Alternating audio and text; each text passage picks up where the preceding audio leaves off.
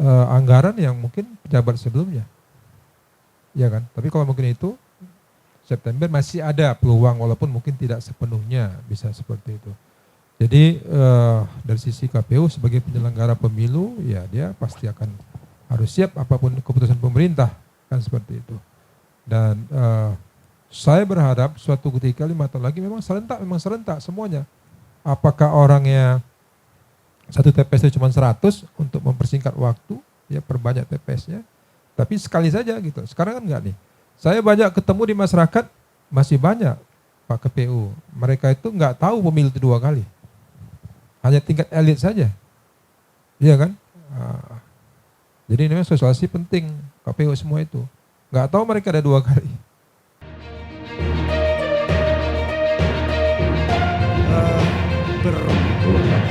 Sebenarnya kita itu punya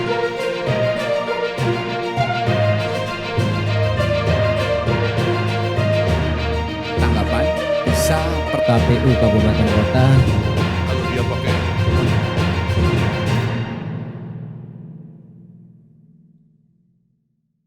Bang Irwansyah. Baik, terima kasih. Ini giliran terakhir ini. Ya, judul mata lokal corner ini adalah plus minus jadwal pilkada dimajukan. Jadi tanpa terasa waktu berjalan pasca reformasi kita, akhirnya mungkin sudah disepakati Undang-Undang Pemilu Kada 2024 itu semua serentak. Proses menuju ke situ sama-sama kita ketahui karena mungkin banyak kabupaten kota negara kita besar, jabatannya memang tidak sama semua. Sehingga hampir setiap tahun itu terjadi pemilu, pilkada. Ya. Dan kadang pun rakyat pun kadang jenuh bolak-balik pemilihan. Dan saya mungkin menggarisbawahi bagaimana proses demokrasi yang kita wujudkan dengan pemilu itu berlangsung dengan berbiaya murah, efektif, efisien. Ya. Sama kita ketahui sekarang proses demokrasi kita, kos politiknya itu cukup besar, tinggi. Ya. Baik di sisi partai politiknya maupun calonnya maupun di penyelenggara pemilu. Kita menghabiskan triliunan rupiah untuk hal-hal yang memang sebenarnya bisa kita sederhanakan. Sehingga muncullah wacana pemilu serentak. Dan 2024, Pileg Pilpres, dan ada pilkadanya.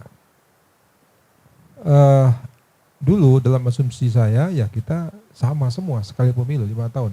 Sehingga tidak ada lagi selama 5 tahun kita bisa bekerja dengan tenang, tanpa direcoki dengan urusan-urusan pemilihan. Alam juga bersih, nggak banyak spanduk-spanduk bertebaran, kan nggak banyak ditempel-tempel kan seperti itu. Jadi tibalah nih waktunya 2024, pasca kita reformasi 1999, kemudian pemilu 2004 kita masih dengan proporsional tertutup, kemudian setelah itu pilkada langsung kita mulai, ya kan, 2009 sudah terbuka, proporsional terbuka. Nah pilkadanya nih yang memang terus, sehingga memunculkan banyak produk-produk baru seperti lembaga survei dan sebagainya, ya, dan juga banyak ekonomi juga. Nah tapi kita melihat bahwa pemilu itu membutuhkan biaya yang besar, ya, puluhan triliun bahkan ratusan triliun. Di PN aja kita sudah memulai nih memberikan anggaran untuk tadi KPU sudah sampaikan, KPU semua, Bawaslu untuk APBD provinsi.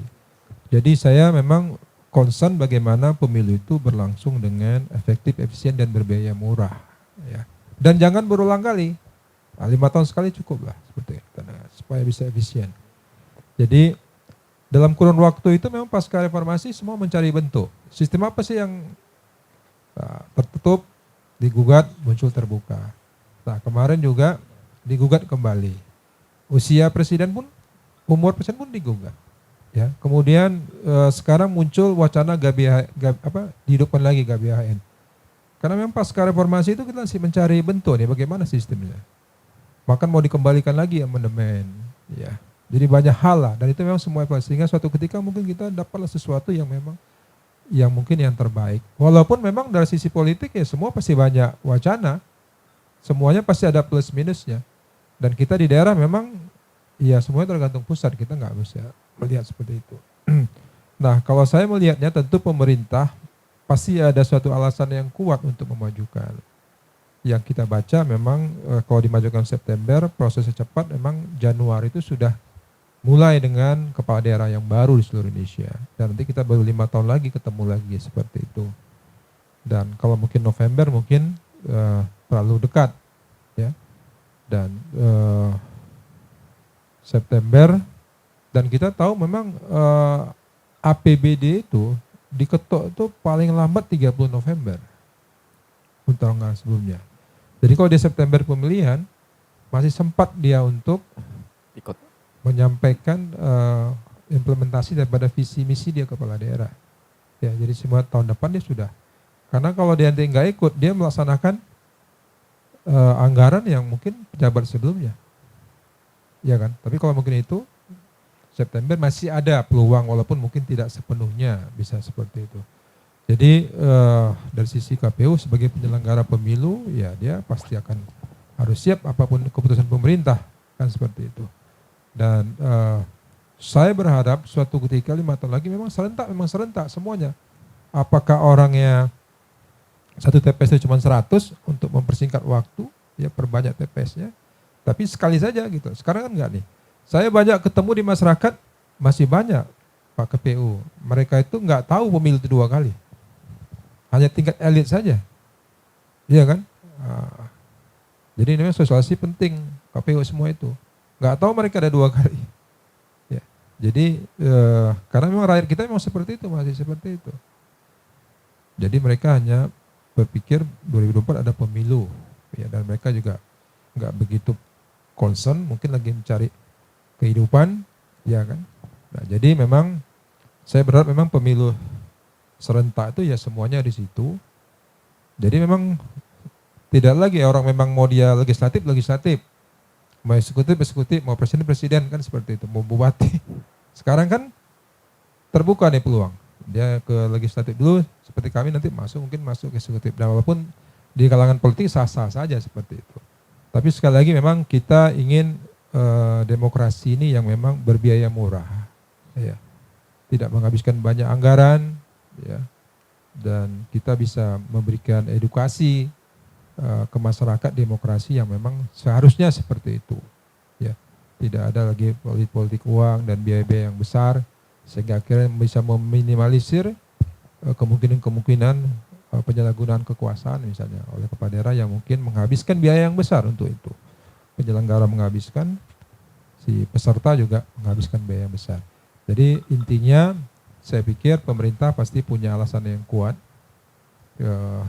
memajukan di September, sehingga mungkin di Januari itu semuanya sudah bisa berjalan, kepala daerah semua sudah bisa dilantik dan semua roda pemerintahan bisa berjalan.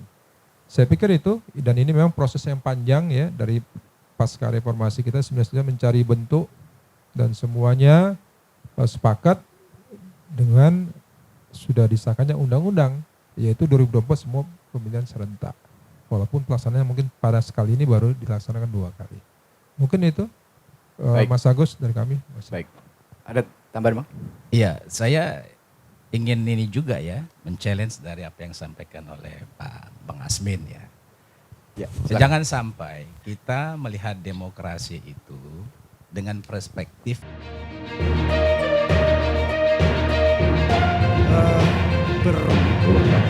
sebenarnya kita itu punya